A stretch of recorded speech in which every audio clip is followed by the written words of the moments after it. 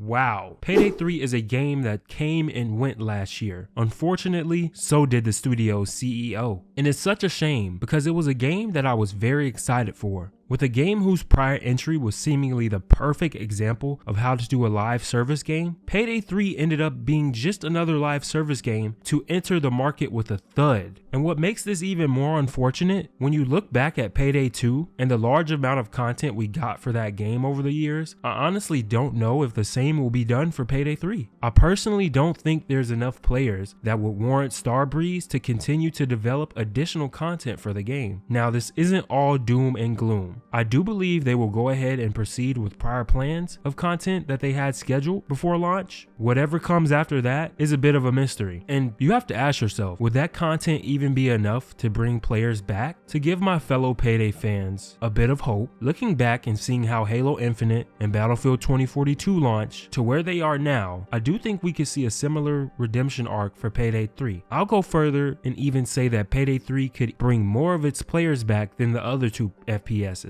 Payday 3 doesn't have to compete with all the other FPS games on the market like COD, Apex, etc. because it fills a niche of a game we don't get very often. I'd say that Payday 3 devs and the studio just needs to focus and weather this storm that they're going through right now. Continue to push out great content, continue to engage with the community, and continue to listen to player feedback of what they want in the game. But for now, they are still in the middle of the storm. 6 months after the disastrous launch of Payday 3, Starbreeze CEO Tobias Slordren has been let go, with the board of directors citing that they are in need of different leadership to take the company forward. Torny Hellstrom in a press release stated that the company has a clear strategy centered around creating attractive games on our own and licensed IPs, and the board's consolidated assignment is that the execution of the strategy needs a different leadership. While in the meantime of looking for a new CEO, the role will be filled by Jurgen Goldner. Now, is this the death of Starbreeze in the Payday franchise? No, they still actually maintain a relatively high player count on Payday 2, and it's definitely much larger than Payday 3 when you compare the two. I think what they should do is still support the fans that are on Payday 2 who haven't jumped over to Payday 3 yet, or maybe they saw how bad Payday 3 was and just decided to go back to Payday 2, but you supply them with new content updates on Payday 2. Not as big and grand as you do on Payday 3, but you do what you can with Payday 2 to keep that player base attached to the Payday franchise in general. Slowly build up Payday 3 like 343 has done with Halo Infinite, with content updates, season passes, new guns. Starbreeze is in a much better position than 343 was with the Halo franchise because they have a large player base from a previous game that they can entice and pull over into their new entry. And like I said earlier, Payday 3 fills a niche